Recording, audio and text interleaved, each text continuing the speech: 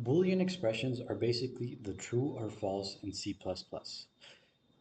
The compiler understands binary. Binary is zeros and ones that mean something when they're in a specific pattern.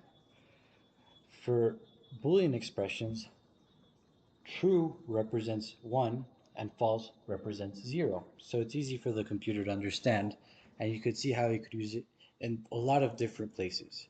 Usually when you use Boolean expressions, we have you use logical operators like the two ampersand symbols, which represent and, or the two straight lines, which represent or. Besides the logical operators, it's used with relational operators like two equal signs or an if statement or a loop. And I'll exemplify that now in C++. Visualization of how A represents true and B represents false.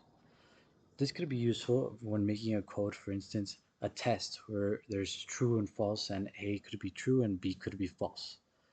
Right here, we also see how we use the logical operators and how they work. For instance, A and B is 0 compared to A or B is 1. This has to do with precedence rules, which could go into a lot of depth, so I'll save that for later. We could also use booleans and loops, like exemplified here, where I wanted it to loop it 3 times. And yeah.